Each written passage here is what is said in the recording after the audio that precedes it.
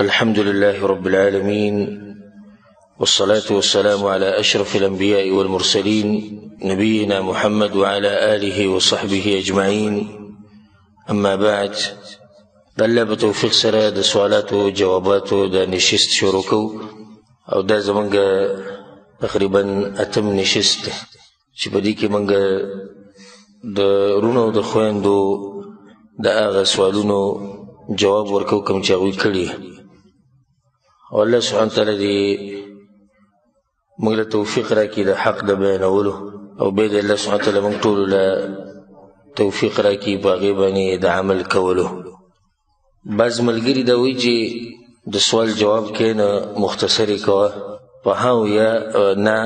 او جایز او ناجایز سره، خو داسې نشي کولی. زما به خپل ځاني زړه نه مطمئن کېږي چې څو پورې په یو مسله باندې دلیل نه ایښوی شوی. نو دې کې دوه درې فایدې دي. یوه فایده خو دی چې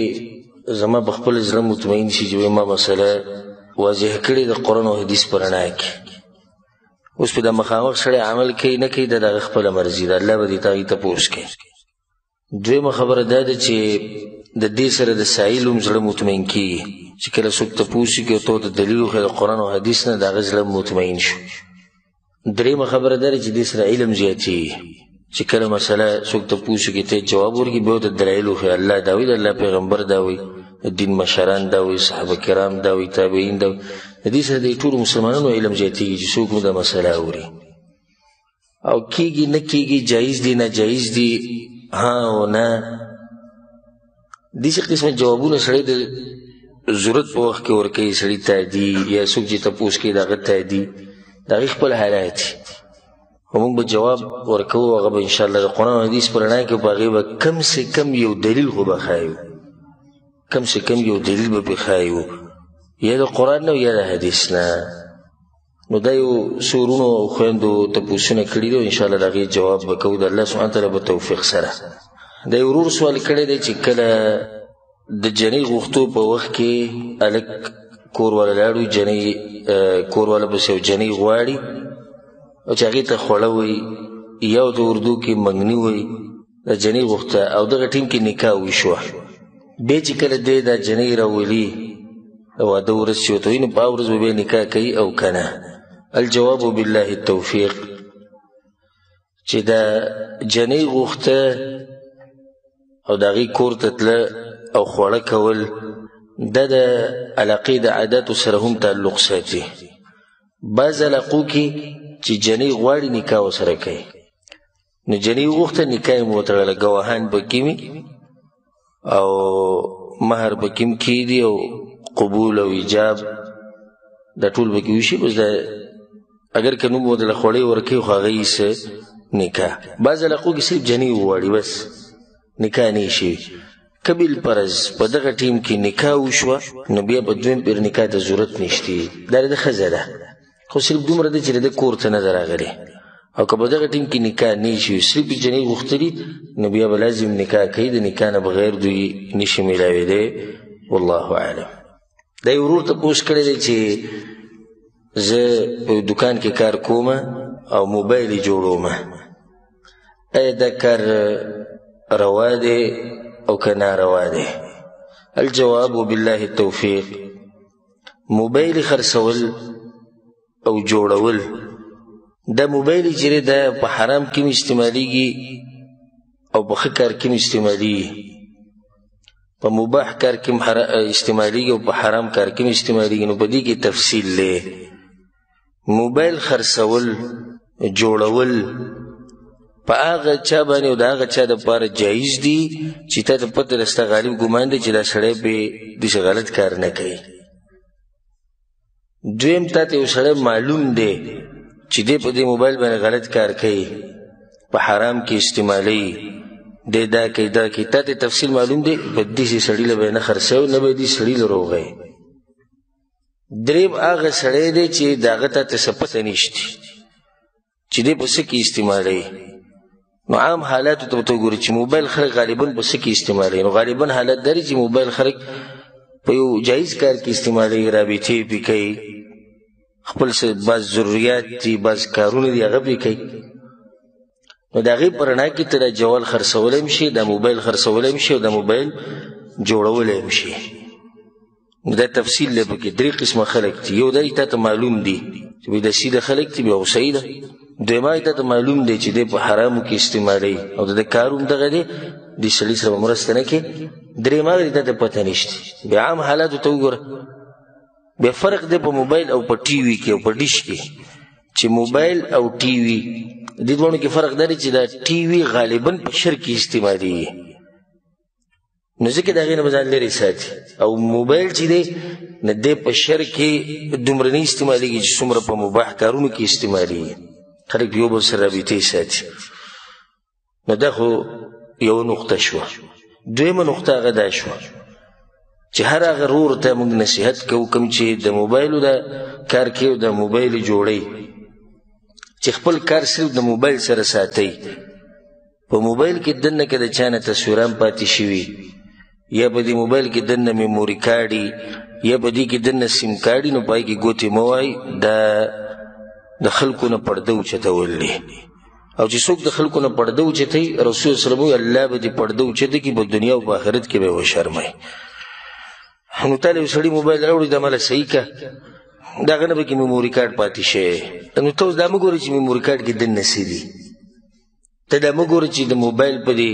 سټوډیو کې دننه څه دي، د دې په دې ګیلرۍ کې دننه څه دي، دې کې تصویران شته که نشته، دې کې ویډیوګانې شته. ستا دې سره هېڅ کار نشته. ستا کار دې سره چې دا موبایل به صحیح کې او هغه له به واپس ورکړي. او دا اهمه خبره. او په دې کې یو ادب ما بیان کړی مو. زما یو بیان دی د موبایل د استعمالولو آداب، تاسو به اورېدلی. پای کې ما ډېر آداب ذکر کړي چې هغه هم په معاشره کې نشته. یو ادب پای کې ما دا ذکر کړی چې پردی موبایل به نه استعمالوي بغیر اجازت. ډېر خلک داسې دي چې والله لازم که څه پروایي موبایل به دغه شان راولي پردی، او کله به پکې میسیج ګوري، او کله به واټساپ ګوري، او کله به میسنجر ګوري. ولې دا خو پردی موبایل دی، پردی خبرې دي چې ته ښځې سره به یې کړي، چې ته یار دوست سره به یې څه پټه خبره کړي، ته پردی موبایل چک کې. دویم دا ادب موږ ښوولی و چې کله یو سړی موبایل استعمالوي، د هغه د موبایل ته به ګوري هم نه داسې. ډېر ما داسې لیدلي په مجلس کې به داسې ته په خوا کې موبایل راوباسې، ته به ګوتې وایې، دی به تا ته داسې ګوري. نو اوس هغه کېدی شي چې سره پردي خبره کوي، څه خاص کار کوي، تا ته چا ویلي چې پردي موبایلو ته ګوره. او دا کار زموږ په دې پښتنو کې ډېر دی. د دې آدابو نه محرومه ده زموږ معاشره. بس چا موبایل پروت دی، کټ سر ته بس روایله او ګوتې پکې وه، ټلیفون دې کوه، مزید. ولې مزید؟ د دې هر څه به تا نه تپوس کېږي. دا جدا مسله ده چې دې سړي پکې تصویران ولې اېښودي، ولې نه دي اېښودي، دا د هغه خپله کار دی، د هغه نه به تپوس کېږي. خو ستا دې سره دا کار دی چې ته په دغه شینو کې ګوتې نه وایې. په دې ورسېدی که نه؟ دا اهمه نقطه ده، دا به خپل ژوند کې راولئ. دویمه مسله بیا دا ده، د غرونو ته زموږ دا نصیحت دی، که بالفرض په دې موبایل کې ته څه حرام څه وینې، نو دغه کس ته نصیحت وکړه. په تا لازم دي مسلمان ته نصیحت کول. نو څومره ښه کار شو، پیسې هم ګټه او څه کوه، نصیحت کوه. او باقي په دې موبایلو کې دا سندرې اچول، په دې کې دا ویډیوګانې اچول، په دې کې غلط شیان اچول، غلط پروګرامونه اچول، دا حرام دي. په دې چې کوم پیسې ګټلی کېږي هغه حرام دي. د دې کار دپاره ځای ورکول په کرایي باندې حرام دي. د ده سره هر قسمه مرسته کول دا حرام دي. الله سبحانه وتعالی موږ د حرامونو لرې ساتي. والله اعلم. د هغې نه بعد یو ورور سوال کړی دی چې زما مور د 15 کالو په عمر کې ده او عمرې له راولمه، او څوک محرم ورسره نشتی، نو آیا بغیر د محرم نه دا زه راوستی شم او که نه، او دا سفر کولی شي او که نه؟ الجواب بالله التوفیق. بغیر د محرم نه د زنانه دپاره سفر دا حرام دی، دا کار حرام دی.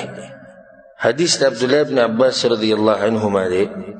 په صحیح بخاري صحیح مسلم کې دا روایت دی. وی چې سمعت النبي صلی الله علیه وسلم یقول وهو یخطب، وی ما د رسول صلی دا خبره اورېدلې، هغه په منبر ولاړو خطبه یې کوله. وی رسول صلی وی ښځې له نه دي جایز چې سفر وکړي الا مع ذي محرم، مګر د محرم سره. یو سړی په منځ کې پاڅېد، یا رسول الله ان امرأتي خرجت حاجه،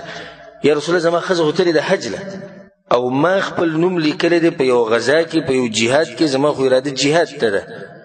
رسول صلی الله علیه وسلم انطلق لاړ شه او د خپل خې سره حج وکړه نو د جهاد نه پرېښود د غزا نه پاتې کو او ته وی لاړ شه د خپل خې سره حج وکړه دلیل یې په دې باندې چې ښځې له نه دي جایز چې هغه بغیر محرم نه سفر وکړي سبحان الله د شریعت ګوره په هر کار کې فایدې او حکمت یو سړی دې ته څه ضرورت دی نن سبا خو هغه سفر یې نشته پوهاني دغه جاز کې کینې 4 غنټې 4 نیمې دلته به ورته بیا خاوند ولاړي رور به ولاړي زوی به ولاړي موږ وایو په دې جاز کې هم ډېر څه کېدی شي په دې جاز کې هم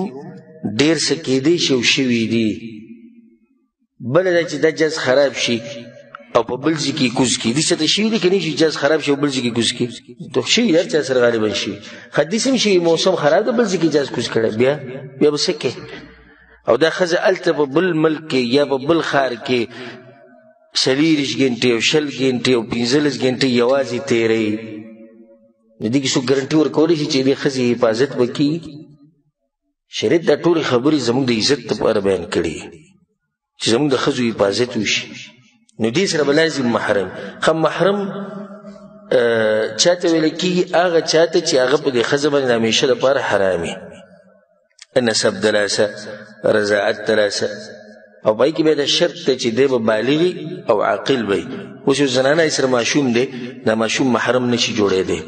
یو زنانه سره لوی سړی دی محرم دی خو هغه قمقل عقل کار نه کوي نو دې د ښځې حفاظت نشي کولی بیا په دې کې بعض علماو فرق کړی دی د مشرې زنانه او د جنۍ په منځ کې لکه به وکړي شیخ الاسلام ابن تیمیه رحمه الله د امام شافعي مذهب هم دا دی امام مالک هم دا دی امام احمد بن حنبل رحمه الله هم دا فرق کړی نو صحیح خبره به دی والله اعلم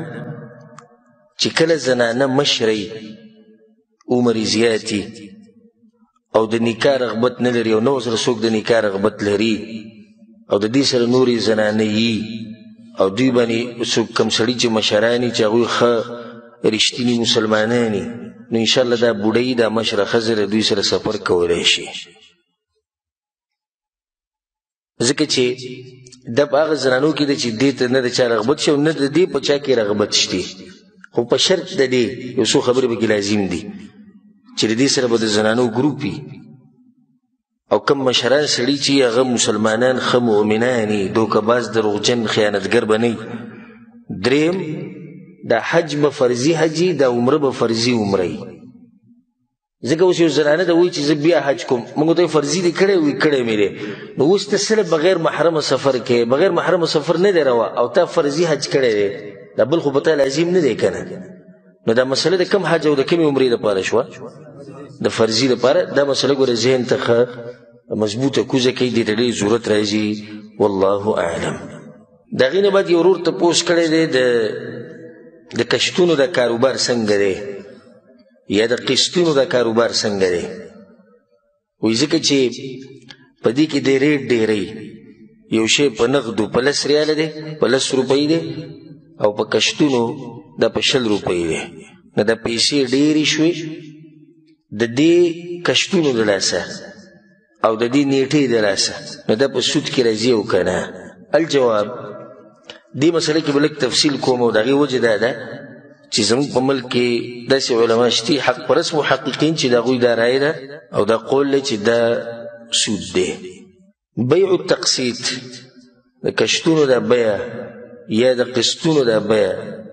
د دې علما داسې تعریف کوي چې هو بیع يعجل فيه المبيع سامان پکې زر ملاویږي ويتأجل فيه الثمن او پیسې وروسته ملاویږي دې ته وایي اوس دا پیسې که لږې لږې ملاویږي او که په یو ځای ملاویږي نیټه معلومه او هر څه معلومه کسب هم معلومي نیټه معلومه ده سامان دې سړي ته ورسېدو پیسې به وروسته ورکوي دې ته وایي البیع بالتقسیط نو دا اهمه مسله ده نن سبا په امت کې غالبا خلک هغه یا دې ته ضرورت لري او یا په دې کې واقع دي نو دا اهمه مسله ده چې د دې وضاحت ښه وشي په دې کې دنه دوه خبرې دي یو خو یو سامان خرڅول په نیټه پیسې به وروسته راکړي دویمه مسله ده د پیسې زیاتېده نو دا اولنۍ مسله خو واضحه ده دا د اوبو بوتل دی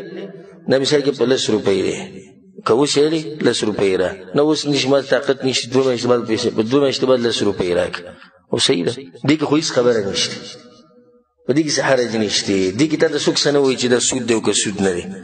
مسله به هله راځي چې ته ورته دا ووایي چې دا اوس په 10 سره لرې 2 میاشتې بعد که پیسې راکړې دا په 100 روپۍ بیا به درسره پکې بعض خلک خبرې کوي چې څنګه دا پیسې ډېرې شوې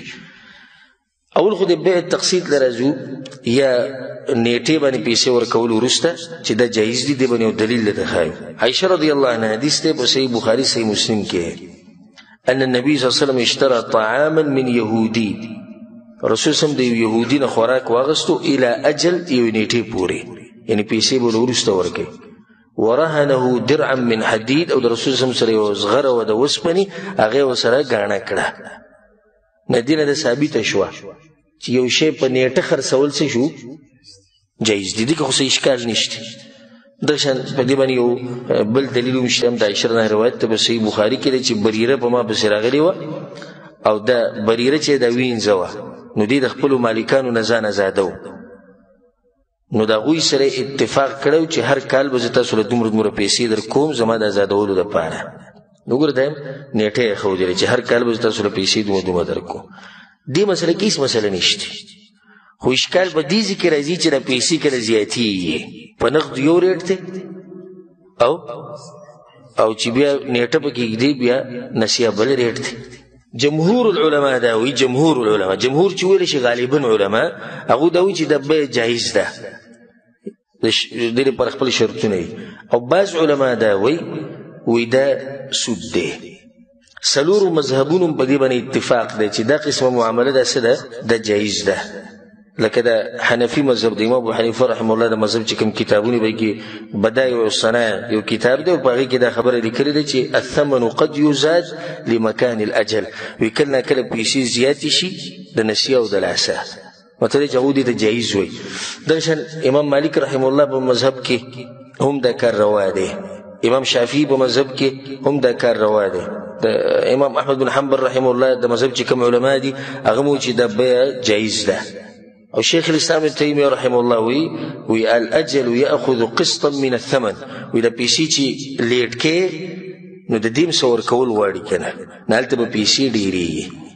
او په دې باندې دلایل دي یو څو دلایل دي د متعدي کې خیر اولنی دلیل الله په قرآن کې وی احل الله البيع الله بیع حلال کړی ده مطلب دا شو چې هر قسم بیع حلال ده الا دا چې شریعت ویلي چې دا حرامه ده او په دې باندې څه دلیل نشته چې دا حرامه ده نو دا په دغه اصل کې دننه راغی په دې خبره ورسېدی که په کومه چې نه رسېږي ما ته وایه موږ به ونه رسېږو ته بیا مې وایم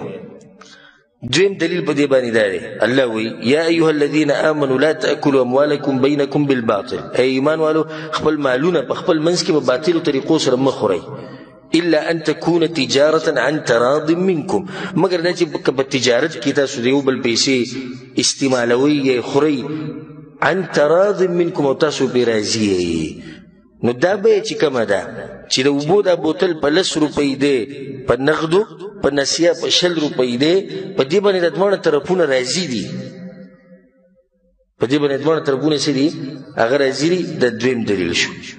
دریم دلیل دا واوري په صحیح بخاری کې دا حدیث ته د عبد الله بن عباس رضی الله عنهما وی قدم النبي صلی الله علیه وسلم المدینه رسول الله چې کله مدینه ته راغی وهم یسلفون بالتمر السنتين والثلاث او هغوی به په دې کجورو کې نسیه کوله 2 کالو 3 کالو پورې پیسې والا سامان به وروسته راکې یعنی پیسې اوس والا سامان به کال بعد 2 کاله بعد راکې دا بیع او د دې کشنو دا بیع ته یو شان ده خو په هغې کې سامان مخکې پیسې وروسته دي په دې کې پیسې مخکې سامان وروسته دی نو سړی به چې په دې کې هلته خو ریټ زیاتېږي مسله خو ټوله ریټ کې روانه دلته څه کېږي دلته به یو کار کېږي زه اوس تا ته ووایم چې زما یو ګاډی په کار دی او دغه مواصفات ته ویم چې دا گاډي به دسی وي صحیح ده دا به ماډل دا به رنګي ټول اتفاق وشو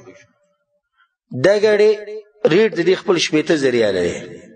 او ته به مال راکې 2 کاله بعد 2 کاله بعد بل تنه دا گاډي علم ته پیسې اوس راک خو نو سامان به ما ته 2 کاله بعد میلاوي پیسې به تا ته اوس میلاوي زه وروره که پیسې وسړي نو بیا به 50,000 به راکې پیسې له 50,000 شو دواړو ته فایده ورسېده ده ته دا فایده ورسېده چې 50,000 ورته په ټیم میلاو شو سامان ته لا تللی نه دی بل ته دا فایده وشو چې 10,000 کم شو نو 10,000 هغه ته فایده وشو سامان به ورته میلاو شي کله چې نیټه پوره شوه نو دې ځای کې دا پیسې کمې زیاتې شوې که نه شوې که نه دغه شان په هغې کې هم پیسې ډېرېږي ځکه چې سړی به انتظار کوي پیسو ته دې کې سامان والا پیسې کمې کړي ځکه چې پیسې مخکې واغستې پیدا ورته میلاو شو هغې کې هغه سړي ته پیدا میلاو شو چا چې سامان واغستو نو دا بل غریب به څه کوي 6 میاشتې به تا ته انتظار کوي یا د نن سبا دا ګاډي 15 کاله د دې نیټۍ ښه 15 کاله به یې تا داسې نه شي نو تا ته وایي زه به تا باندې دومره پیسې زیاتوم نو دا دواړه به یو بل سره نږدې دي چې دا جایز ده نو دا هم څه ده دا هم جایز ده بل یو دلیل پې دا دی چې عامو د مسلمانانو عمل په دې باندې را روان دی د پوخانه د سلفو د وخت نه او دا د شمار یو څو علما دي په امت کې چې هغوی دې ته سود وایي نور علما دې ته سود نه وایي والله اعلم والعلم عند الله راجح قول دا دی چې دا قسمه بیه څه ده دا جایز ده خو د هغې دپاره شرطونه یې د یاد ساتئ اولنی شرط نیټه به معلومه وي دویم شرط پیسې چې څومره ورکوې د هغې مقدار به معلوم وي دریم شرط جرماني مرماني به پکې نه وي دا نوم جرمانۍ خو دی سود که پیسې دې لیټ کړې تا نو بیا موږ پیسې زیاتې ویلو نه دا به پکې نه وي څلورم شرط په دغه ټیم به د دې سړي سره د ساماني د چا نه چې سامان اخلي نو د دې نه د بینکونو دا معامله بهر ته ووته د سودي بینکونه چې کوم دي دوی داسې چل کوي چې ته به خواله ورشي مثال کې ته ورته زما کروله موټر پکار دی ښه په کم رنګ کې دې پکار دی زما به پکار دی په تور رنګ کې کم ماډل دی 2018 دا ماډل زما پکار صحیح ده په څو دی په 15,000 ریاله تا سره بیه وکړه لیکلو شو هر څه وشو 15,000 ریاله دي دا به کېږي 1,00,000 ریال ځکه چې ته به په کشتونو کې راکې او کش به دومره نیټه به یې دی د ټولو باندې دستخط وشوي او ګاډی لا د بینک سره نشتي ګاډی د بینک سره نشتي دی به اوس ځي تاله به ګاډی الی بیا به یې راولي ځکه چې بینکونو والا خو ګاډي نه خرڅوي نو دا بیه څه شوه دا حرامه ده دا بیه حرامه ده ځکه چې رسول صلی دې نه منع کړې ده چې ته یو شی نشي خرڅولی هغه ستا په حکومت کې لا نشتي ستا په طاقت ستا په ملکیت کې نشتي ته څنګه به د باندې ګاډی خرڅوي تا سره لا نشتي نو بیا دا حرام کېږي دا پکې یو شرط که څوک دا اعتراض وکړي چې زه چاله قرض ورکړم 15 ریاله او هغه ما ته وایي چې دا به زه واپس تاله په یو ځای نه در کومه زه به تاله دا په 2 هفتو کې در کومه هغه ورته څه دي چې په 2 هفتو کې راکې نو بیا به 10 ریاله راکې نو دې ته تاسو سود وایي نو دغې ته ولې سود نه وایي د پیسې د لیټ کېدو له اساس د 15 نه 10 جوړې کړې نو هغه هم د پیسو د لیټ کېدو له اساس ریټ څه کو ریټ یې زیات کو نو چې دا سود دی نو دا ولې سود نه دی الجواب دلته پیسې په پیسو باندې دي نو ځکه سود دی دلته د بل طرف ته پیسې په سامان دي کوم شی چې ستا په کار نه هغه سود نه دی اخري خبره په دې جواب کې هغه دا ده که څوک ته دا ووایي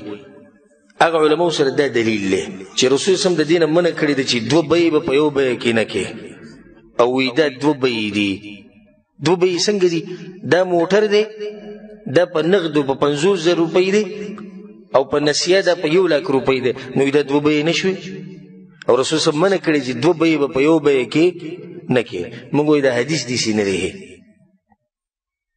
دا تا چې په دې باندې تطبیق کو داسې نه تطبیق کېږي دا 2 بیې په یو بیه کې نه بلکې دا یو بیه ده نو دا ریټ چې ورته وخو دا ریټ خو بیه نه ده ټول انسانان دا مني چې بیه څه ته وایي واخله راکه دې ته بیه وایي که نه زه درته دا ووایم چې دا بوتل په 2 ریاله دی بیه وشوه بیه خو نه دی شوي دا بوتل به په 2 ریاله که څوک 4 بوتل اخلي بیا په 15 ریاله دي بیه وشوه نه دی شوي بیه دا بوتل په 2 ریاله دی په نغدو او په نسیه دا په 15 ریاله دی بیه وشوه هېڅ چا سره بیه نه دی شوي دا به اله حرامي چې کله یو سړی ستا خواله راشي او مثال کې ته د ګاډو کاروبار کې او تا ته وایي چې دا موټر زما خوښ دی په څو دی دا به یې په 10,00,000 روپۍ دی په نغدو او په نسیه به 15,00,000 روپۍ دی د صحیح چای بیره کې زما شو دا بیه حرام ده ولې حرام ده؟ بیه نه ده شوې، یو ځای یو خبره نه ده مقرر کړې چې دا ته په نسیه الې که په دغه په نغدو یې الې، خو چې کله د دوی اتفاق وشو چې دا به یې ظالم په نسیه، نو دا یوه بیه وشو، دا دوه بیې خو نه دي شوي، نو دا خبره کمزوري دی چې دا دوه بیې دي په یوه بیه کې. په دې مسله ورسېدې که نه؟ والله اعلم. د هغې نه باید یو ورور سوال کړی د هغه ده چې کله زه چاردام کومه او په دغه ټیم کې زما د ګیرې نه څه ویښته ولیږي او هغه د پلش ته لاړ شي یا کوم چې د اوبو د بهېدو ځای یې هلته وبهېږي، نه په دې زه ګناهګارېږم او که نه؟ الجواب نه ګناهګارېږي په دې باندې، ځکه دا کار د قصدن نه دی کړی، دا کار د قصدن نه دی کړی، نو انشاءالله په دې باندې نه ګناهګارېږي څوک. او دې ځکه یو اشاره به وکړو یو خبرې ته چې د دې ورور په زړه کې څومره احترام دی د ګیرې دپاره، یعنې ده تپوس کوي چې زه اودس کوم او اودس کې سړي قصد خو نه وي، خو په مخ لاس راکږي ګیره لاس راکږي ویښته دې چې یو نیم دې لاس سره لاړ شي، بیا لاسونه وینځي ویښته دې کته لاړ شي، څومره احترام یې دی. نو دا خلکو په باره کې به څه وایو چې هغه لاړ شي د نایي خوا ته او بلیډ پرې راکاږي او بیا دا ویښته راوالي، نایي د ده په مخ کې راوالي او دغه شانه چاړه راکاږي او بیا یې کچرې ډرم ته غوځار کړي، او یا دا کم چې وړکۍ لاړ شي کې به نه وایي جي سنت دې واخله، سنت دې واخله، وایي سنت دې واخله، صحیح ټکی وایي د رسول صلی طریقه واخله، ځکه چې رسول صلی ګیره نه وړه کوله، دې وړکۍ مطلب چې دغه طریقه دې واخله. څه به کوي؟ سنت مې برابرول. سنت ته څه برابر دی؟ ګیره کې څه برابر دی؟ دا خو رسول صلی ماف پکې، ته خو ماف کړې نه، برابرول ولا ماف کوي نه، رسول صلی ماف پې کوي. نو دا ګیره چې دا وړکې ده نایي، نو تاله یې واپس درکوي چې ویل ته یې کور کې جمع کوې څه، خو ته دا یعنې دې درجې ته موږ رسېدلي یو چې یو لس ریاله وله مو ورکوو چې واله د رسول صلی دا طریقه او غوزارې کړه د کچرې د ډرام ته، او لس ریاله په زمانه واله. نو داسې یو نصیحت شو چې د ګیرې احترام پکار دی، ګیرې پرېښوده پکار دی. الله دې به موږ له د عمل کولو توفیق راکړي. د هغې نه بعد یو ورور سوال کړی د هغه ده چې سوره فاتحه په امام پسې شاته ویل لازم دی او که نه؟ الجواب زه دې ځکه د مسلې تفصیل نه شم ته وکړه، زه تفصیل له لاړم نو د الله په توفیق سره 2-3 ګنټې خبرې خو بېرته کولی شم او دلایل بې شماره ده ته به خو یې شم، خو دلته دا چې نور سوالونه هم دي، حاصل د جواب هغه دا دی چې سوره فاتحه د منځه رکن دی، د دې نه بغیر مونځ نه کېږي، که دا امام دی، که دا مقتدي دی، او که دا یوازې مونځ کوي، که دی د جنازې مونځ کوي، که دی د استخارې مونځ کوي، که دی د استسقا مونځ کوي، که دی کسوف مونځ کوي، که دی د خسوف مونځ کوي، که دی هر یو مونځ کوي، بغیر د سوره فاتحې نه مونځ نه کېږي. په دې باندې دلیل دی په صحیح بخاري کې لا صلاة لمن لم یقرأ بفاتحة الکتاب، نه کېږي مونځ د هغه چا چې سوره فاتحه ونه وایي. و دې کې داسې ویل چې دا حدیث دغه دپاره دی، د امام دپاره او د یوازې مونځ کوونکي دپاره، مقتدي دپاره نه دی. نو دا اوس ګوره د رسول صلی په حدیث کې د ځان نه ګوتې وهل دی. رسول صلی ښه فصیح انسان و، ښه فصاحت ول الله ورکړو، خبره به سمه واضحه کوله. دې کې به ویلی وی که نه چې مونځ نه کېږي د امام او د یوازې مونځ کوونکي چې څو پورې سوره فاتحه نه وي، نو دا خبره کمزورې ده. دغه شان په صحیح حدیث کې دا دی، امام ترمذي راوړی دی، امام ابن حبان او نورو کتابونو کې هم شته، د عباده بن صامت رضی روایت دی، دې ته غوږ کېدی ګوره ان النبي صلى الله عليه وسلم ثقلت عليه القراءه في الفجر. رسول صلی الله علیه وسلم یو پیر مونځ کو، د سحر مونځ کو، د قرات په درون شو، یعنی د شانه داسې اواز راتو چې د رسول صلی الله علیه وسلم د قرات په هغه باندې درون کو. فلما فرغ، کله چې رسول الله صلی الله علیه وسلم فارغ شو، صحابه کرامو ته وی لعلکم تقرؤون خلف امامکم، تاسو کې امام د شاته قرات کوئ. قلنا نعم، موږ چې یا رسول الله موږ هم لګیو، ته تلاوت کې موږ هم تلاوت کو. رسول الله ته فلا تفعلوا، دا کار مه کوئ. دا بعض مولیان چې دا حدیث پیش کوي دې ځای کې ودرئ، وګوره فلا تفعلوا، مه کوئ دا کار. نبی دا موږ بعض په موږ پسې راشي وایي موږ یو په کش مکش کې اچولي، هغه هم حدیث بیانوي او ته هم حدیث بیانوې، نو اوس څه وکړو؟ نو چې اوس یو ملا دوکه درکوي د هغې زه ذمهوار یم، ما ته به وایي چې موږ څه وکړو؟ خو مولوي صاحب ته دا حدیث داسې دی که مخې ته پکې څه شتي لکه چې مخې ته خبره به بلکل واضحه کي دا ټنګېدلی حدیث دی ورخه ټنګېدلی فلا تفعلوا رسول الله دې څه بنه کوي الا بفاتحه الكتاب سوى سوره فاتحين فانه لا صلاه لمن لم يقرأ بها ځکه چې دغه نه بغیر مونځ نه کیږي فیصله وشو کوو نه شو او که چا زړه کې تعویل ماویل پرتی دغه فیصله کول خو ګرانه ده دغه فیصله به الله کوي خو موږ ته خبره څه شوه واضحه شوه بالکل مطمئن شو واضح حدیث دی رسول صلی الله علیه وسلم تلاوت ما پسې مه کوئ یعنی د سورې فاتحې نه علاوه تلاوت مه کوه نو سورة فاتحة كسوك داوي الله بقرآن كو إذا قرئ القرآن فاستمعوا له وأنصتوا الله ويكره چې قرآن ولکي غوږ وتهږدي دې څنګه سورة فاتحة جواب دې مسلې داري چې دا آیت نازل شوی په پیغمبر صلی الله علیه وسلم دی او د حدیث کې خبرم پیغمبر کړی دا نو په قرآن چې څومره هغه پوهېدو دومره به ما نه پوهېږو دویم جواب دا دی چې دغه آیت عام دی او دا حدیث خاص ته مطلب دا دی چې قرآن ته غوږ ږده چې کله ویلی کېږي الا دا چې په امام پسې شاته ولاړې به سوره فاتحه ویلی شي ځکه چې دا اجازت هم شریعت درکړی نو د شریعت نه څوک تپوس کولی شي چې ولې نشي کولی دا دین د الله دی لا یسأل عما یفعل د الله نه څوک تپوس خو نشي کولی چې یا الله ته په یو ځای کې وایي چې سوره فاتحه یو ځای کې ته وایي چې کله تلاوت کېږي غوږ ورته کېده بل ځای کې ستا پیغمبر وایي چې سوره فاتحه وایه دې څوک ویلی شي دا خو چې چا په زړه کې مرض یا به دا خبرې کوي مسلمان کار څه دی وایي الله وایي چې غوږ ږدئ پیغمبر وایي چې خیر د سورې فاتحه پکې وایي خو نور غوږ ږدئ خبره څه شوه ختمه شوه بل دا چې د آیت د دې لپاره نه دی نازل شوی دا آیت مکي دی دا آیت مکي دی د دې آیت نه بعد هم صحابه کرامو په منځ کې خبرې هم کولې په دا مسله موږ بلوغ المرام په درس کې واضح بیان کړی نو ګوره صحابه کرام د خبرو نه منع نه کړو موږ د سورې فاتحې نه منع کوئ دا آیت کافرانو په مقابله کې نازل شوی کافرانو څه ویلو وی لا تسمعوا لهذا القرآن دې قرآن ته غوږ مه ږدئ والغوا فيه په دې کې شور کوئ لعلکم تغلبون چې تاسو زورور شئ په دې قرآن باندې الله سوي فاستمعوا له غوږ ږدئ هغه وی شور کوئ الله وی وانصتوا غلي شئ هغه وی لعلکم تغلبون چې زورور شئ الله وی لعلکم ترحمون چې په تاسو رحم وشي بالکل یو شان دي د هغې په رد کې دی که نه په دې ورسېدی که نه والله اعلم دا غینه بعد یو ورور سوال کړی دی هغه ده چې آیا دعا تقدیر بدلی او کنه او که دعا تقدیر بدلی نو داسې خبره شوه چې تقدیر خو یو پر لیکلی شوی دی د ځمکې او اسمان د پیدایش نه 50 زره کاله مخکې نو اوس دا څنګه بدلیږي الجواب حدیثونو نه دا خبره واضحه ده چې دعا سره تقدیر بدلیږي او دویمه خبره دا ده چې انسان دې دعا غوښتی شي چې یا الله ما د تقدیر د شر نه په امان کې ساته لکه حدیث کې درځي امام احمد بن حنبل رحمه الله راوړی اصحاب السنن دا حدیث راوړی دی رسول صلی الله علیه وسلم دا دعا غوښته وقني شر ما قضیت یا الله څه چې تا په تقدیر کې لیکلي د هغې د شر نه مې ساته او په یو حدیث کې درځي امام حاکم رحمه الله راوړی دی صحیح حدیث دی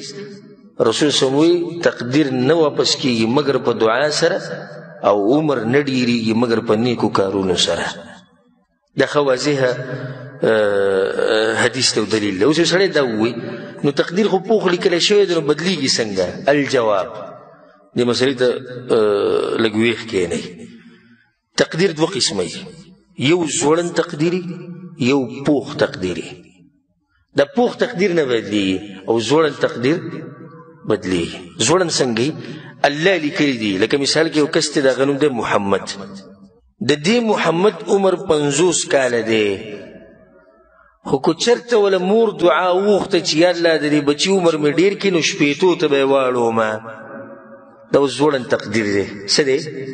ځوړند دی یعنی تړلی شوی دی که ویې غوښته دعا یو ډېر به شي که ویې نه غوښته دعا یو پاتې به شي په دې مسله ورسېدی که نه اوس بله دویمه اهمه نقطه دا تقدیر چې بدلیږي دا هم الله په تقدیر کې لیکلي دي نو خبره د تقدیر نه ونه وته لمثال بله درکړم یو سړی دی د هغه نوم دی احمد الله په تقدیر کې لیکلي دي چې په ده به داسې بیماري راځي چې هغه عام د طبیبانو په قانون کې د انسانانو په قانون کې د هغې علاج نشته خو د دې احمد دپاره به پلار دعا غواړي چې الله زما زوی له شفا ورکړي نو بیا به له زه شفا ورکوم. تقدیر بدل شو، خو خبره د تقدیر نه ووته، بیا هم نه ده وتې تقدیر نه، د الله د علم نه خبره نه ده وتې. بل مثال پرې درکړم. یو کس دی خالد نومې دی، غریب دی، تقدیر یې دا دی چې دی به صحیح غریب وي، خو د مور پلار به دعا غواړي د ده دپاره چې الله زما د بچي رزق پراخه کړه. الله ته خو پته ده چې مور پلار به دعاګانې غواړي که نه، الله به د تقدیر د ده د غریبي دا به بدله کړي د دعاګانو د لاسه او دی به مالداره کړي. خبره د تقدیر نه ووته ونه وته، خبره بیا هم په تقدیر کې پاتې شو. یعنې د الله د علم نه څه شی نشي وتی. او بل سبحان الله، الله ته دا ضرورت نشته چې الله به دې خبرې ته انتظار کوي چې د چا دپاره به دعا غوښتی کېږي او د چا دپاره نه. الله ته د اول نه پته ده چې د چا دپاره به غوښتی کېږي او د چا دپاره به نه غوښتی کېږي. نو دا د دغه مسلې مختصر جواب دی. اگر که زما یو بیان شتي په دې باندې تقدیر په دې مسله باندې، هلته ما ښه تفصیل بیان کړی، دغه واورئ. والله اعلم. دا یو ورو سوال کړی دی چې زما پلار زما نه سخت خفه دی او وجه د هغې دا دی چې ما یو تجارت کوو، په هغه تجارت کې ما تاوان وکړو او اوس ما سره خبرې نه کوي او کنځلې کوي او بدې ردې کوي او ظلم یې شروع کړی. زه څه وکړم؟ الجواب، د بچي دپاره نه دي جایز چې د پلار سره تعلقات ختم کړي، او د بچي دپاره دا نه دي جایز چې دی د پلار سره د خیر او د ښېګړې نه ځان منع کړي په سبب د ظلم چې پلار یې ورسره کوي. نشي پرېښودی پلار دی، مور ده، دوی به ظلم زیاتې هم کوي، ته به صبر. دا یو امتحان دی. لکه بعض خلک دي چې الله ولې داسې مور پلار ورکړي چې هغه دیندار وي، اخلاقیان وي، نرم وي، دا یو نعمت دی. یعنی مور پلار خو نعمت دی، له پاسه پرې نعمت دی چې اخلاقیان دي، نو د نور علی نور دو نعمتونه شو. د یو سړي سره نعمت شته د مور پلار، خو امتحان دا دی چې دواړه بد اخلاقه دي، کنځلې کوي، بدې ردې وایي. په دې کور کې چې ګرځه باز بوډاګان تاسو لیدلي، په دې کور کې دنه د انګیاندو ته کنځلې کوي، د بچو ته کنځلې کوي او په هر خبره خپوي، په هر خبره جګړه. اوس نعمت شتي پلار دی، خو امتحان دا دی چې بد اخلاقه دی. نو دا مطلب خو دا نه شي چې پلار دی پرېږده ځکه چې بد اخلاقه دی، نه، نشي پرېښودی. ظلم او زیاتي د لاسه پلار نشي پرېښودی. په دې ته یو ناشنا دلیل ښیم. د شرک نه غټ ظلم چې تاسو لیدلی، د شرک نه غټ ظلم خو نشته که نه. الله څه وایي؟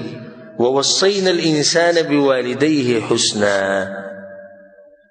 منګه انسان ته دا وصیت کړی چې د مور پلار سره به ښه کړي. وان جاهداک لتشرک بما لیس لک به علم، او که چېرته تا ته دا ووایي چې شرک وکړه، فلا تطعهما، په دې ځای کې به له خبره نه مني. په بل ځای کې الله سبحانه وتعالی څه وایي؟ فلا تطعهما وصاحبهما فی الدنیا معروفا، په دنیا کې به ورسره ښه کړې. نو د دې ورور سره پلار دا ظلم کوي چې کنځلې ورته کوي، د ده سره ښه اخلاق نه استعمالوي، د ده حق به نه ادا کوي. خو د ټول نه غټ ظالم خو هغه مشرک پلار دی. الله وایي دغه مشرک سره به ښه کړې، د شرک خبره به ورنه مني، نور به ورسره ښه کړې، نو هغه غټ ظالم شو له دې نه. نو دا ورور به لازمي صبر کوي او په طریقه خپل پلار پوه کول پکاري. مشران اکثر په خبره زر نه رسي، په طریقه چې تجارت وایي دې ته کله به ګټي کله به بیلي، داسې خو کېدی نه شي چې تجارت به کوي او دا به همیشه ګټي. نو په طریقه دې خپل پلار پوه کړي او په داسې ټیم کې تا ته پته چې پلار زما په لیدو باندې غوسه کېږي، نو ډېر ورته مخې مخې ته کېده نه په کار. داسې حالاتو کې دغه مخې ته مه راځي چې هغه غوسه کنځلې کوي، بدې ردې وایي، داسې ټیم کې مه راځي. داسې ټیمونه وګوره تا ته پته دې ټیم کې دی خوشحاله، یا د مور په طرف وله راشه. او دا چې کله یو سړی زوروري خبره نه مني، د زنانه په طرف وله راځي، دې خبره مني بیا ځکه دا ورته ګرانه. او ځکه د دې بعضو علماو په باره کې راځي، او ما دا واقعي تفصیلا ذکر کړی مو یو بیان کې پخواني سلفو کې، چې یو عالم و محدث و حدیثونه به بیانول، نو هغه بیان کو، درس کو، او یو طالب لګیا خپل قلم برابرو، یعنې هغوی به په دې دومره غوسه کېدو. لکه نن سبا به د دې موبایل د سندرې مندرې اورېدلی وی چې ګوره څه به یې ویلی، بس درس نه پاسېد، لاړ ووت. هغو ته درس تاسو احترام نشته په تاسو کې د رسول صلی الله علیه وسلم د خبرو. زه خبره کوم د رسول صلی الله علیه وسلم خبره بیانوم، ته قلم تیارې، حالانکه قلم تیارې د لیکلو لپاره، خو دا به د مخکې نه تیار راوړي. درس پرېښودو پسې کور ته تلو مینتونه او زارې او موږ معافي غواړو ټول به رالو نور علما یې روسا خبره نه منله بیا ورته یو عالم وویل زه د طریقه ښیم هغه وایي څه وایي طریقه دا ده چې د ده دې ښځې له دا کوم چې غټ محدث دی د ده ښځې له هدیه والی ښه ښکلې هدیه وله والی او بیا ورته چیف درنه پرېږدي چې لکه دی درس موږ ته نه کوي موږ له سزا راکوي نو ته راته ووایه چې دی موږ ته درسونه شروع کړي او موږ خو دغه شان ناست شو او ګورې دا درس یې په میاشتو پرېښودی و ښه نه راتو هغوی به داسې ادب ورکوو خلکو ته نو هغه چې د هغه طرفه ورته خبره هغې ورته وکړی بیا سیرت کې راځي چې دغه په سیرت کې چې سحر مونږ چې څنګه جومات کې وشو به زه په خپل ژبه باندې کېناست او کوم چې د هغه شاګرد و خاص هغه ته یو کتاب شروع کړه نو هغه ټول حیران شوي مونږ ته مخکې مینتونه کول هغوی دې پر له واسطه زوروره راوستې وې د هغې نه زه مجبوره وم نو کله کله پلار غوسې د مور په طرف یې ته راضي کولی شي د مور سره خبره وکړه دا به ورسره په طریقه خبره وکړي الله سبحانه تعالی موږ له توفیق راکړي چې د خپلو والدینو سره ښه سلوک وکړو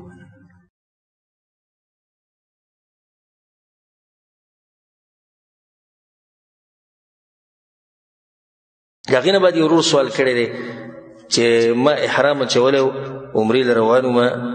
نه د میقات نه چې کله موږ واوړېدو موږ له خوب راغی زه وده شومه چې راپاڅېدم نو ما ته احتلام شوی و نو د هغې د لاسه بیا موږ لاړو مسجد تنعیم مسجد عایشې د تنعیم ته کوم چې د حرم والو دپاره میقات دی او هلته ما بیا ولمبل او بل احرام مې واچو دا کار صحیح دی او که نه الجواب دې ورور ځان هسې ستړی کړی ګوره کله چې انسان په دین نه وي پوه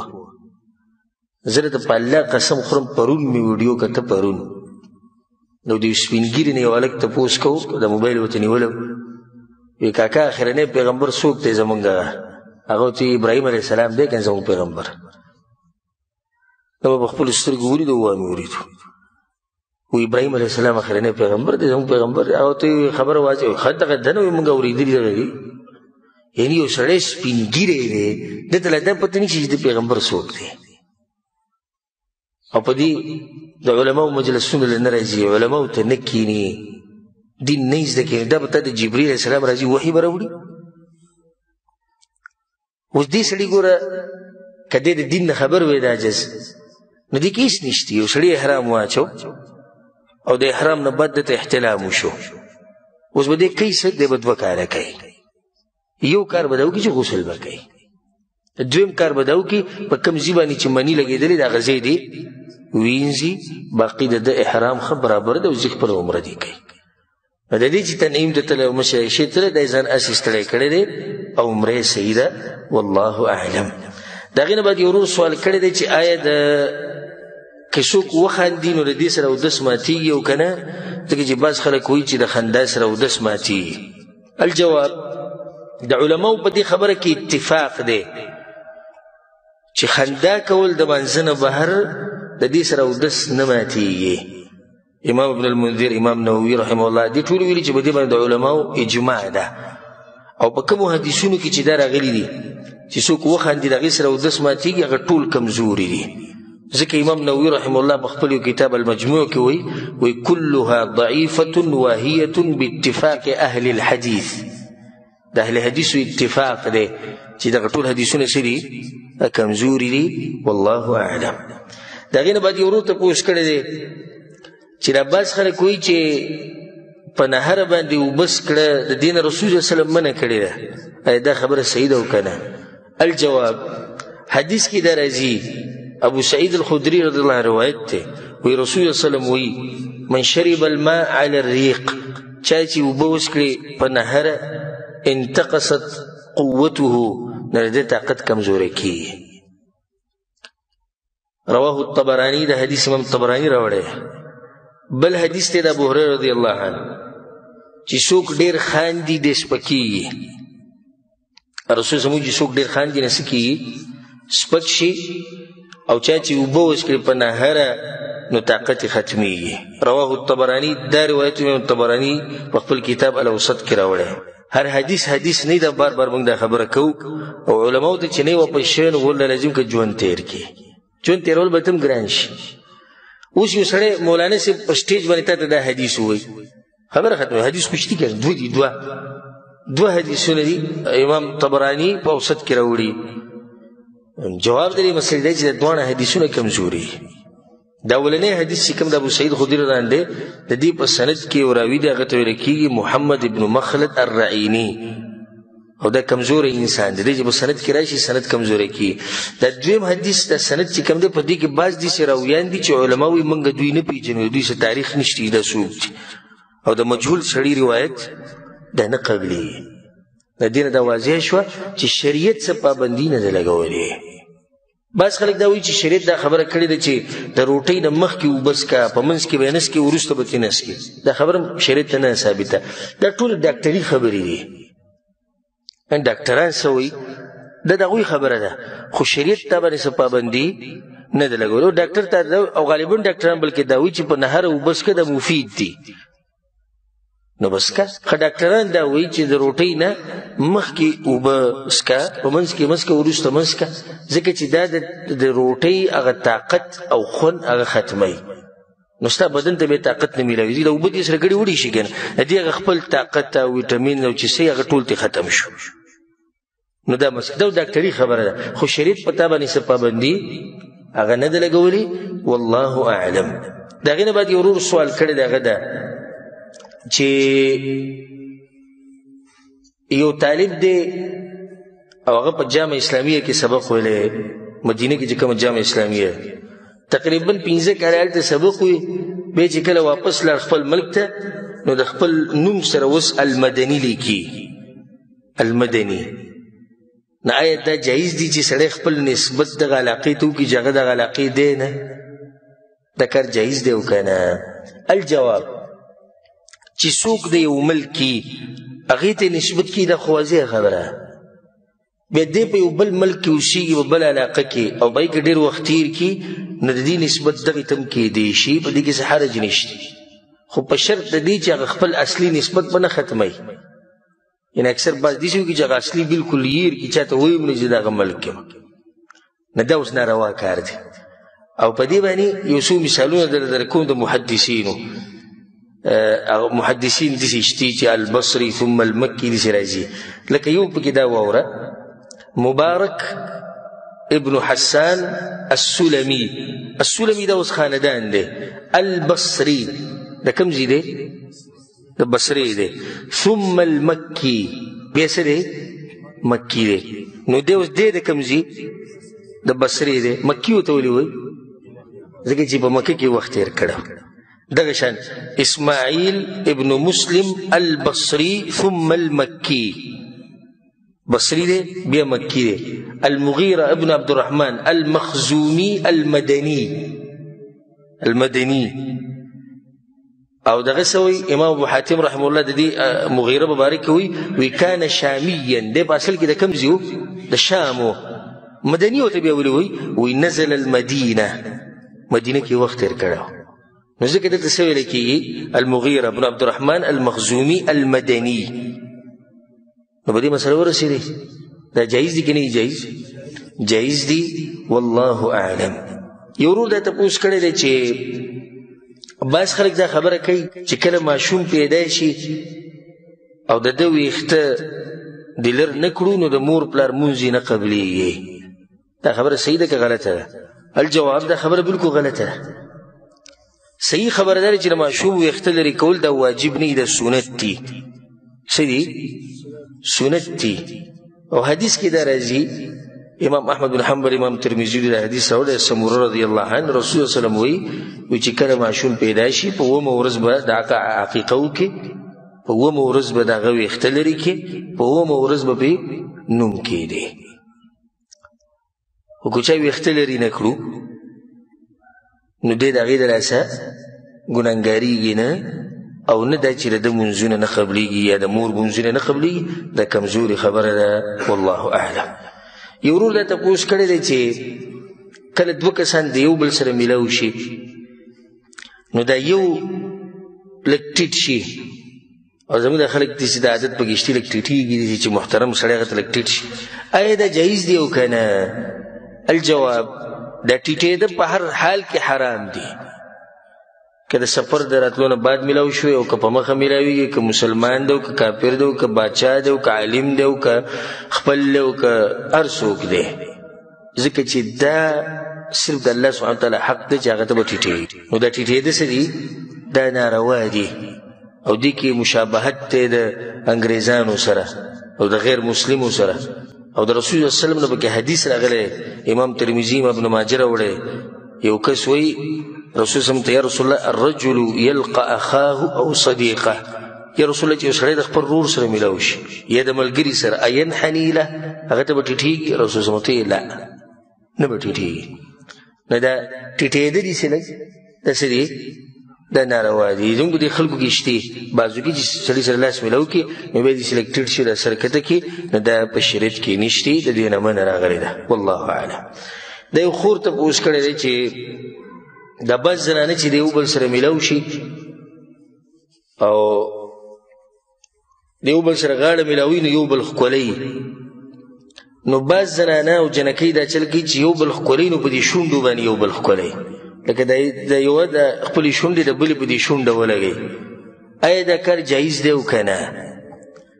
او ښه چې موږ ورته ووایو چې دا کار ناروا دی، نو موږ ته ووایو چې په دې څه دلیل نشته چې دا حرام دی. یعنی دې څه دلیل نشته چې وایي کې دا الفاظ دي چې دا کار څه دی؟ دا حرام دی. الجواب لازم نه ده چې یو مسله به ته ثابتې، یو مسلې دپاره به حکم ثابتې، نو بلکل اقا الفاظ به راوړې. دی بس ته موږ وایو نسوار حرام دی، کوم نسوار ټکی راغلی قرآن حدیث کې؟ د چرسو ټکی شته قرآن حدیث کې؟ هیروین راغلی قرآن حدیث کې؟ اپیم راغلی قرآن حدیث کې؟ نو بیا به مزې کوه. او که داسې هر شی الله ذکر کوي، هر شی، نو دا قرآن به دومره غټ وي چې ګرځولی به چا نه شوی. خو شریعت عامې قاعدې ذکر کړي دي، عام قانونونه ذکر کړي دي، په هغې کې ډېرې مسلې ننوځي چې هغه د قیامته پورې چې څومره مسلې راځي د هغې دپاره برابري. ځکه چې نوې نوې مسلې راوځي که نه، نو چې اوس الله هره مسله خوی نوم یې اخیستی، نو بیا خو به د هغه دور مسلې صرف خوی کم دور چې د رسول الله صلی الله علیه وسلم، نو د وروستنیو مسلو سره به څه کوو؟ نو الله عامې خبرې کړي دي، پیغمبر صلی الله علیه وسلم عامې خبرې کړي، په هغې کې ډېرې مسلې راننوځي. یوه قاعده شریعت دا یې ښودې ده چې هر هغه لار به بندې چې هغه ته حرام کار ته رسوي، دا د شریعت قانون دی. په دې خبره ځان پوه کوئ. هر هغه لار به بندې چې هغه تا څه ته رسوي؟ تا حرام کار ته رسوي. دا کار به مباح ومي خو نه به یې کوې. ولې؟ ځکه چې دا مباح ته حرام ته رسولی شي. او امام ابن القیم رحمه الله دې ته په عربي کې سد الذرایع وایي، هغه لارې بندول چې تا یو ناروا کار ته رسوي. امام ابن القیم رحمه الله یو کتاب دی اعلام الموقعین، په هغې کې هغه یو کم 100 دلیلونه د قرآن او د حدیث نه راوړي دي په دې قانون باندې چې دا د قرآن او حدیث قانون دی. یو کم 100 دلیلونه پرې راوړي چې هر هغه لار به بندې چې هغه ته څه ته رسوي؟ هغه ته حرام ته رسوي. اوس ګوره شریعت ته، شریعت ټول هغه لارې بندې کړي چې انسان زنا ته ورچي او فاحشې کې. لارې څنګه بنده کړې ده؟ مثال وی ښځه به سړي ته نه ګوري، ښځه به پردي سړي ته نه ګوري، نو سړی به پردۍ ښځې ته نه ګوري. او دا زنا ده؟ نو ولې حرام ده؟ ځکه چې تا زنا ته رسوي. ښه شریعت څه وایي؟ وایي پردی سړی پردۍ ښځه دوی به یوازې نه یو ځای کېږي، په منځ کې دریم شیطان دی. ګوره شریعت لاره بنده کړه. شریعت وایي سړی به د پردۍ زنانه سره لاس نه میلاوي، شریعت لاره څه کړه؟ بنده کړه. شریعت څه وایي زنانه به بغیر د محرم نه سفر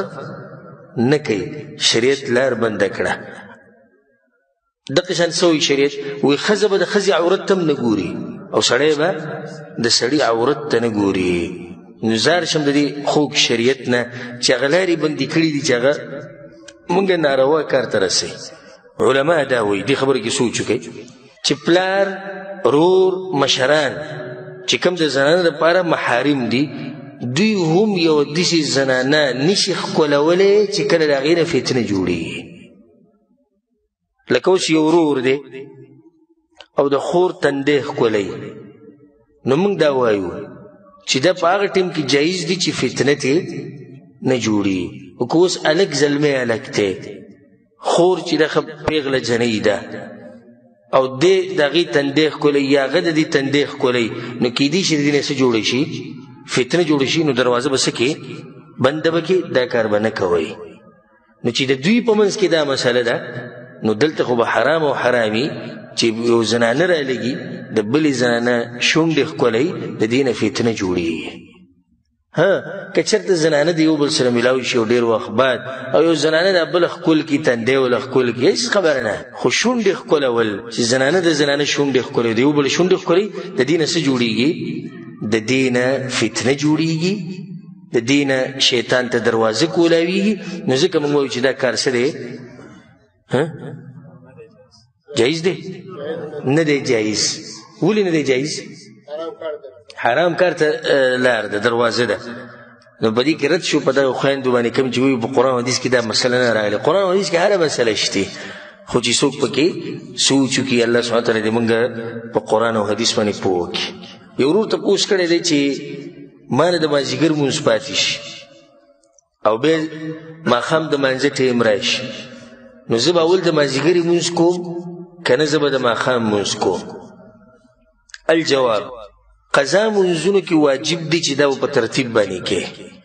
او علی الفور به کې. علی الفور مطلب څه دی؟ فورا به کې.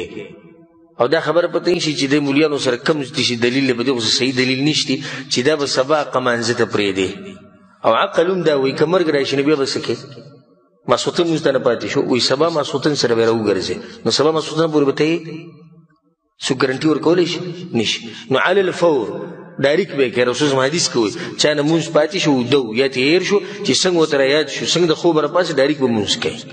دویمه مسله په ترتیب به کې. لکه اوس د یو سړي نه د ماسپښینې مازدیګري ماښام مونځ پاتې شو او دې چې دا مونځونه راګرځوي نو څنګه به یې کوي؟ ماسپښین مازدیګر ماښام په دې ترتیب باندې به کوي. او په هغې باندې دلیل دی په صحیحینو کې د حدیث او په نورو کتابونو کې مشتي چې کله مشرکانو رسول الله صلی الله علیه وسلم مصروفه کو د خندق په ورځ د منځونو نه،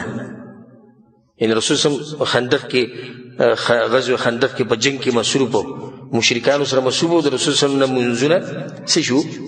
هغه ته پاتې شو. فصلاها علی الترتیب، رسول الله صلی الله علیه وسلم بیا پاک ترتیب باندې منځونه وکړو. یو حدیث کې دا راځي د جابر بن عبد الله رضی الله عنه روایت دی چې عمر بن خطاب رضی الله عنه راغی د خندق په ورځ د رسول صلی الله علیه وسلم خواته بعدما غربت الشمس، نور سو ډوب شوی،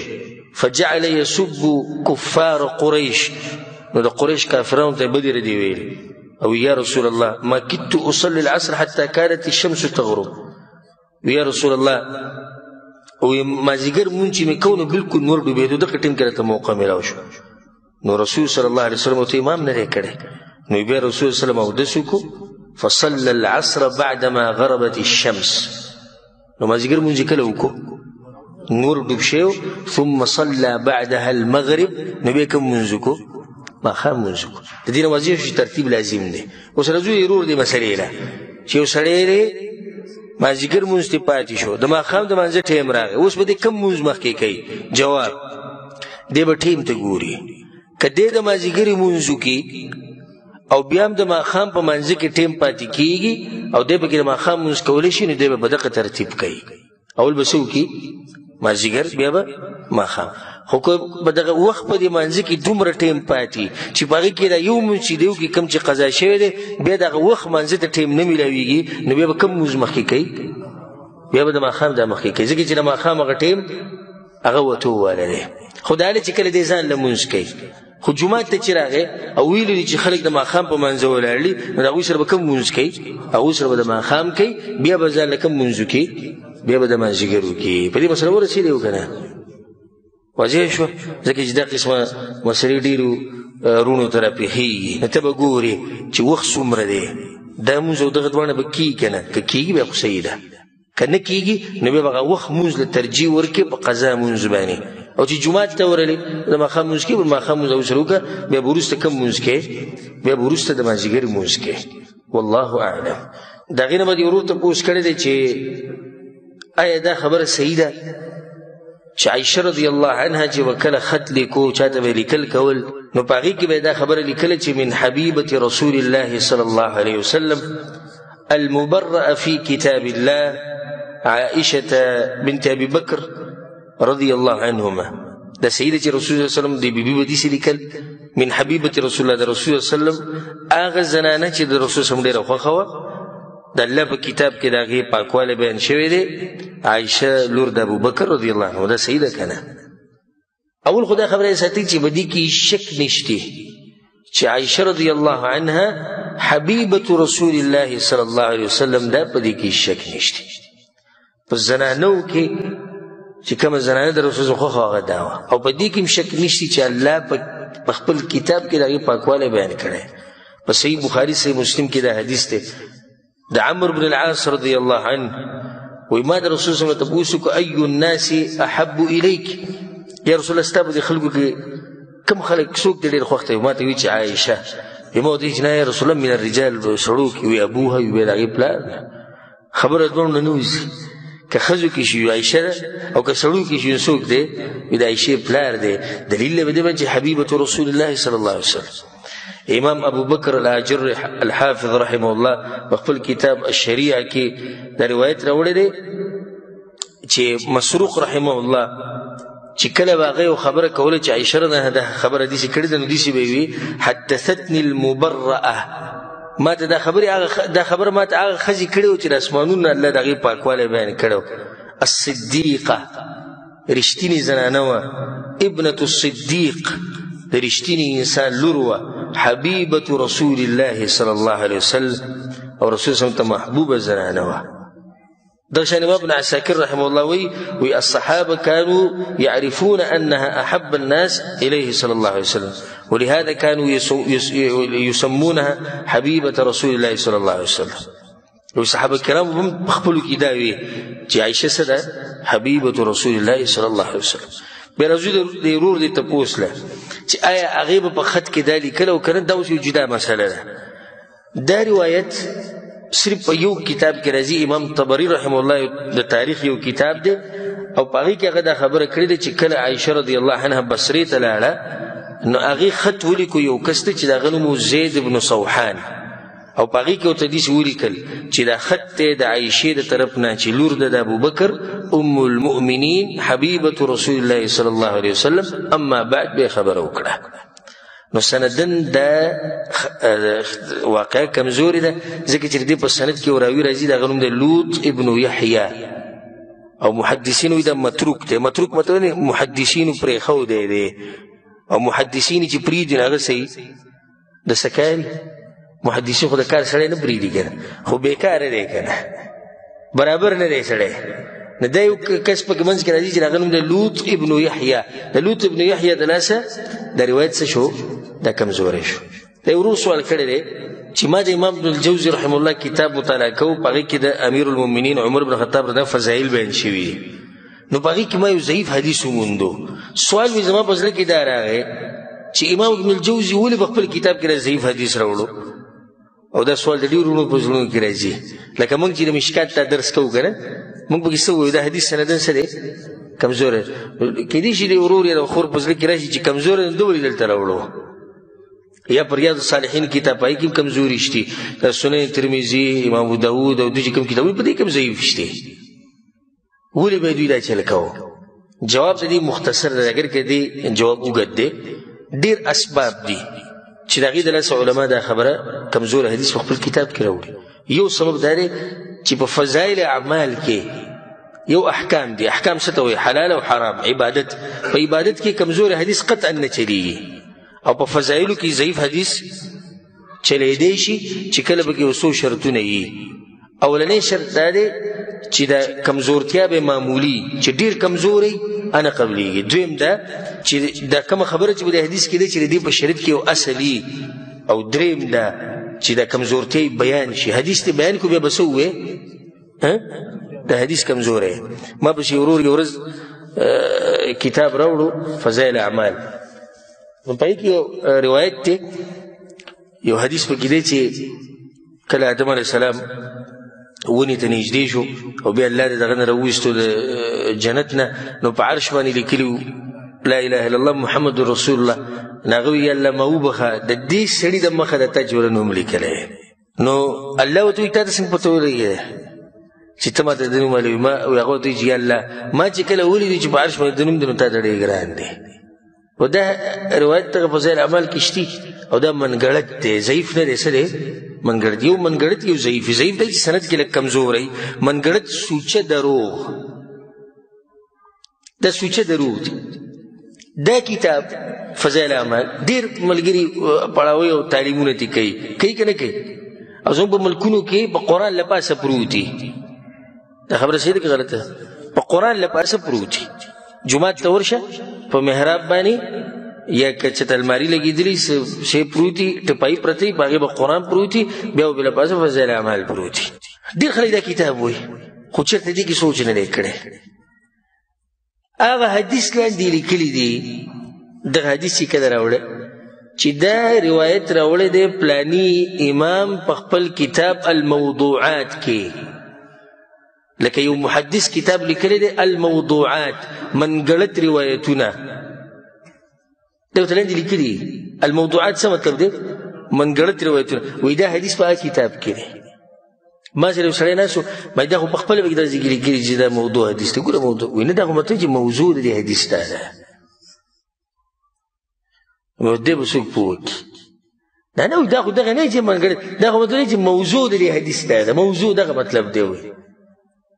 کتاب الموضوعات مطلب منګړت روایتونه بعض علماو شعر کړی دی لکه دا ضعیف حدیثونه را جمع کړي دي امت ته اسانتیا دپاره چې دې کې څومره حدیثونه داسې دي کمزوري نو که سبا له دا حدیث مخې ته درغی نو پوه شي چې کمزوری چا لیکلي دي منګړت روایتونه دا منګړت په دې منګړتو کې دا روایت هم را جمع کړی هغو په دې کتاب کې راوړو خو دې پې نه پوهېږي چې لاندې ورته الموضوعات لیکلي خو منګړت روایت دی که نه نو چې دې څه کمزوری نه او بل د هغې کمزورتیا به په آخره کې بیان کې بعض علما په فضایلو کې ضعیف حدیث راوړي خو بعض علما هسې چل کوي حدیث راوړي ضعیف دا یو عالم ورته ضعیف وایي دا بل ورته ضعیف نه وایي نو هغه چې په دې کتاب کې راوړی دا ورته ضعیف نه وایي ځکه یې راوړی دغه شان بعض علما داسې چل کوي لکه صحیح حدیث راوړي لکه یو حدیث ذکر کو صحیح دی وایي د دې حدیث په مرسته کې مضبوطولو دپاره بیا نور حدیثونه را جمع کوي کې بعض ضعیف وي وایي په ضعیفو کې هم دا خبره راغلې ده نو مطلب د هغه نه چې دا حدیث صحیح دی خو دا بره حدیث پې مضبوطوي بعض علما چې چل کوي لکه یو حدیث کمزوری دی د دې کمزوري دپاره اوس نور ډېر کمزوري پیدا کوي نو چې خبره څه نه څه ګزاره وکړي حسن لغیره دې ته وایي او په دې باندې هغه ملګري پوهېږي چې هغه لکه علم کې پاتې شوي نو دا لږ مضبوط شي لږ بره وخیږي ځکه چې وایي چې دومره حدیثونو کې راغلي دی اگر که ضعیف دي خو دلیل یې په دې باندې چې دا خبره شتي په شریعت کې نو دې لپاره ضعیف حدیثونه راوړي والله اعلم اگر که دا مسله تفصیلي ده انشاءالله بیا که چېرته الله توفیق راکړو نو زه به درته بیا د دې باقي ښه تفصیل هم وکړم والله اعلم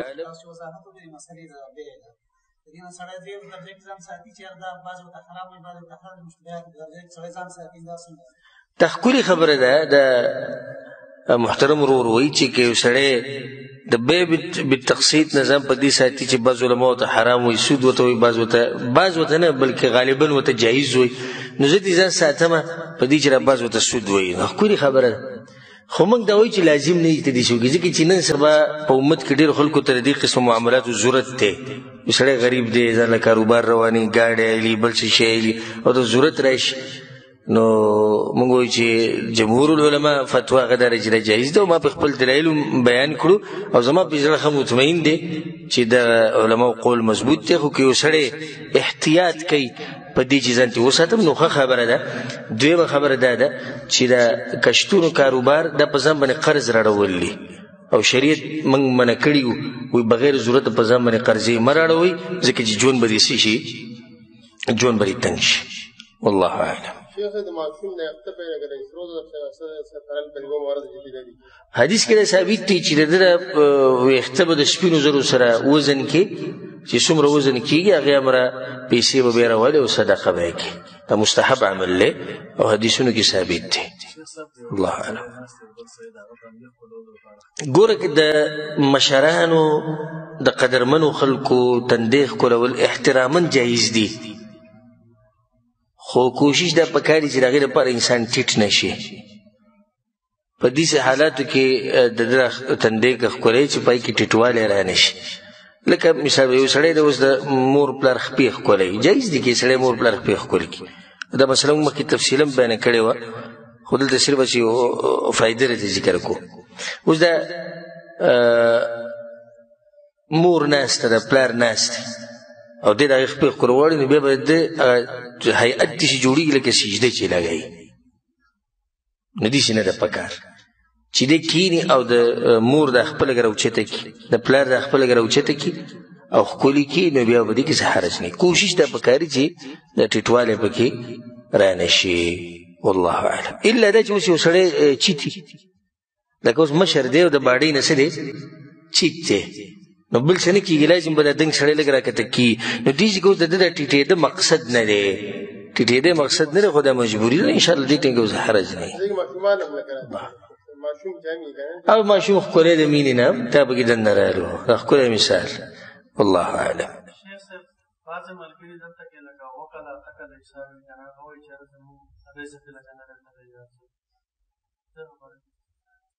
نو صحیح ده بس ټول به پراته وي زموږ رزق دلته دی له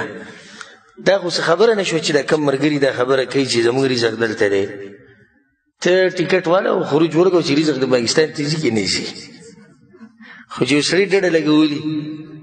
خپې په خپې باندې اچولي او ړق نه وایي صحیح ده چې څو پورې رزق دی ته به دلته خو ته خو به کوشش کوې که نه ښه یو سړی کوشش کوي لګیا دی خروج لګوي ټیکټ علي هر څه تیار کړي الله پکې یو حادثه راولي څه واقعه پېښ شي خو دا سړی ویلی شي چې زما رزق څه دی رزق مې دلته دی ګوره زه بهانه کوي ما ځان تیار کړی خو ونه شوه خو دا چې پراته او دغه ورور وایي چې اته نهه کاله او دا خبره کوي چې رزق دلته دی دی که اتیا کاله هم پروت وي دغه خبره به کوي چې رزق څه دی دلته دی او د پروت به وي نه داسې د دوی دپاره څه دلیل نه دی دا کمزوري خبره ده سړی کوشش خو به کوي صحیح د رزق الله لیکلی دی موږ ته ځای هم نه دی معلوم چې کوم ځای کې الله لیکلی او څومره لیکلی خو ما ورته خو به لاس خپې ووو که نه اسباب خو به لټو ته کلي ته د تلو اسباب جوړ که الله به راته لاره اسانه کړي والله اعلم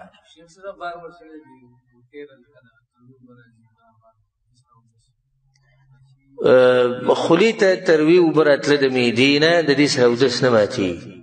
او نه د اودس کې څه نقصان کوي او نه څه خلل په اودس کې واقع کوي والله اعلم هر وخت کې چې څنګه تا ته راځي لکه ته اوده وي راپاسې وي تر دنه تېرېږي او دغه ټیم کې وکړي ځکه چې رسول صلی الله علیه وسلم من نام عن وتره او نسیه څوک چې خپل وتر نه اوده پاتې شي یا تېر شي چې کله راپاسې کوي به او لږ ساعت مخکې ما دا خبره وکړه چې د یو وخت لیټ کول مونځ پای کې دا خبره ده چې یو خو به دلیل نشي دویمه دا چې څه پته لګېدې دغه ټایم ته رسي او که نه رسي والله اعلم وصلى الله على نبينا محمد وعلى آله وصحبه أجمعين